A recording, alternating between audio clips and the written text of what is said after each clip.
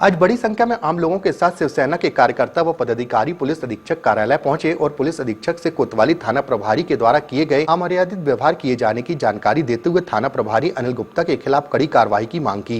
इस दौरान उन्होंने जानकारी देते हुए बताया कि आए दिन कोतवाली थाना प्रभारी अनिल गुप्ता के द्वारा लोगों से बदतमीजी और गाली गलौज की जाती है, तो वहीं अपनी वर्दी का रौब दिखाते हुए लोगों को धमकाया जाता है।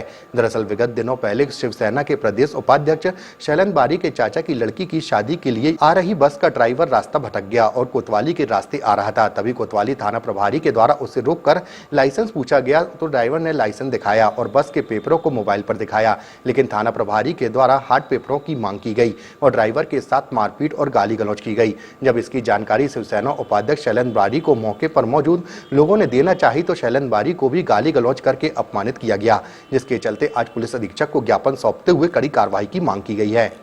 हमारे चाचा की लड़की का विवाह संपन्न होना था, उसमें सिंगरौली से बस आई हुई थी जो कि गलती से वहाँ पर कोतवाली की ओर घुस गई थी।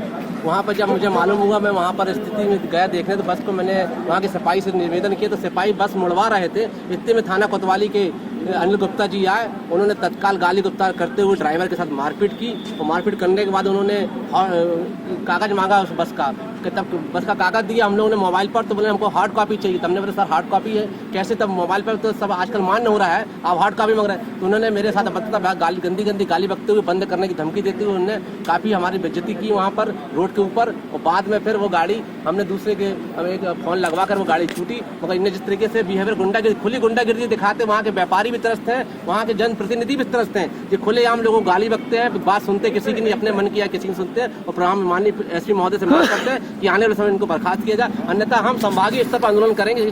पुलिस अधीक्षक महोदय जबलपुर के नाम एक ज्ञापन अतिरिक्त पुलिस अधीक्षक प्रियंका शुक्ला जी को सौंपा गया।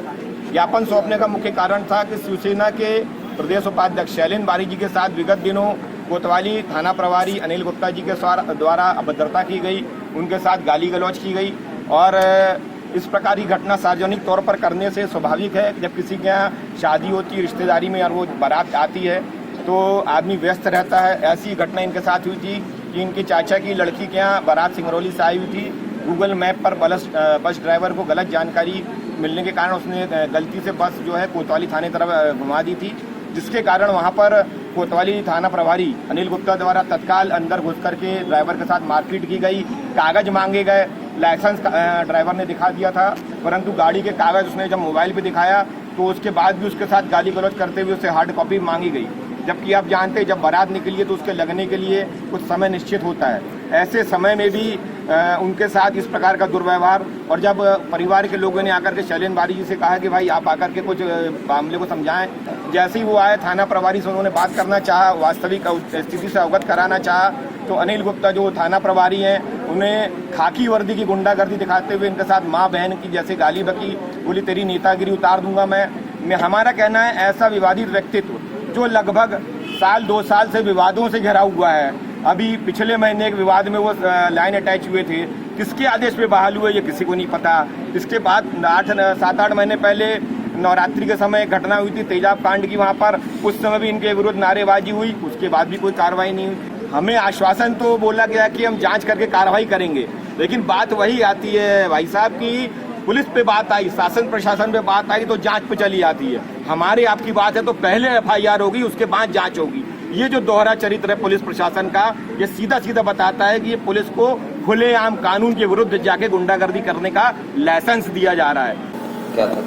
ये अभी कुछ दिन पहले एक बस जो है गलत तरीके से जो बिजी मार्केट रोड है सराफा कोतवाली का, वहाँ पर प्रवेश कर गई थी, जिसके वजह से यातायात बाधित हुआ था। उस पर जो